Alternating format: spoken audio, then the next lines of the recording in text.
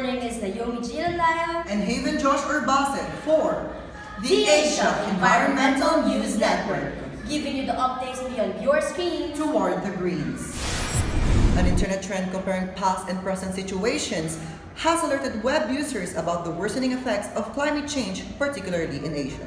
More of this reported by Sandra Pelonia. The 10-year challenge shows how Asia has changed in the previous years. Data shows that between 1998 and 2017, there are more than 560,000 who died as a result of approximately 11,500 extreme weather events, and the losses resulted in $3.4 trillion. These global changes in the environment seem to worsen year by year.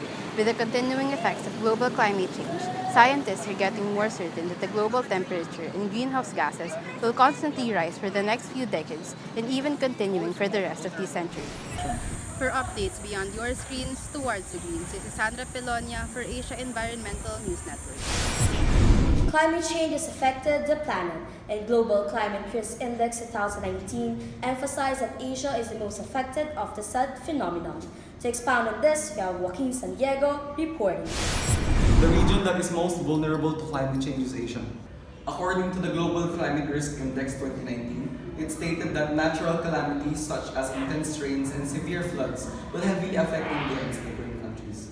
To answer some of our questions and to provide more insight about this issue, we have invited an environmental expert and a professor of environmental sciences in the University of the Philippines, Cruz. We have here Professor Jose Lope P. Custodio. Professor, good afternoon. Good afternoon. Professor, why is Asia the most vulnerable to climate change? Sabi nga ng Global Climate Risk Index.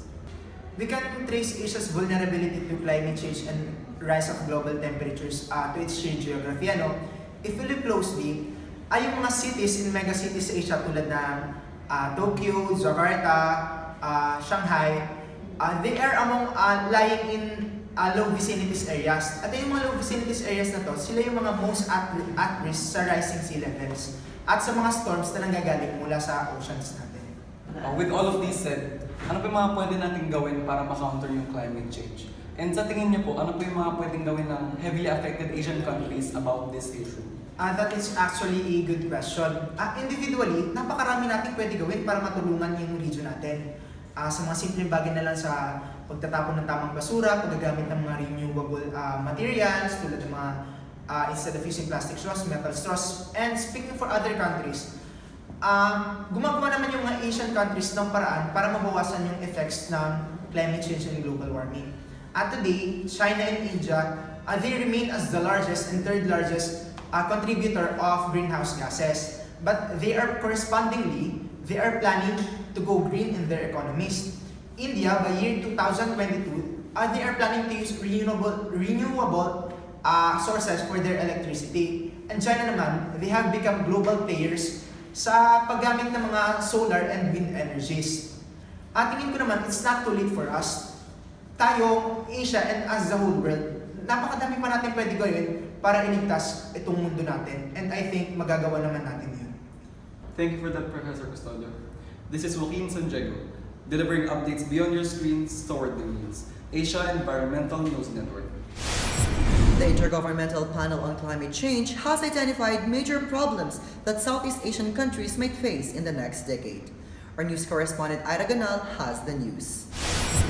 Southeast Asia is one of the most vulnerable regions to climate change. In the next decade, it is predicted that a much warmer environment will surround Asia, bringing more major problems to governments and community leaders.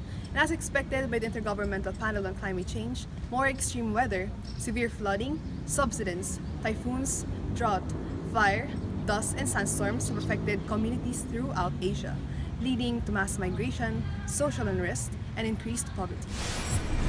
Southeast Asia is experiencing the strongest El Niño in more than 20 years since 1983.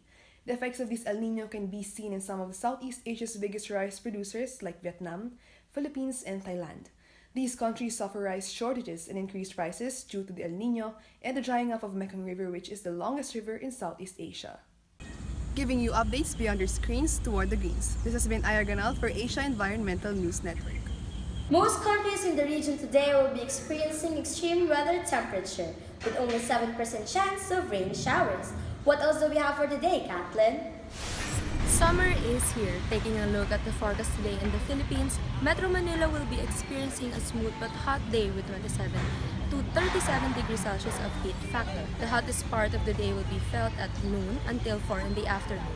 The sky will still be clear until tomorrow of 9 in the morning with 5% chance of rain. Metro Manila is expected to be warmer on the days to come. This level of heat is considered for extreme caution, which may result to heat cramps and heat exhaustion.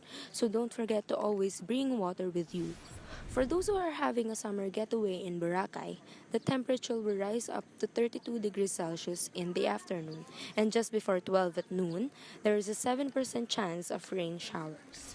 In different parts of Asia, Bangkok, Thailand, will be experiencing a warmer temperature for the rest of the day with 10% of chance of rain.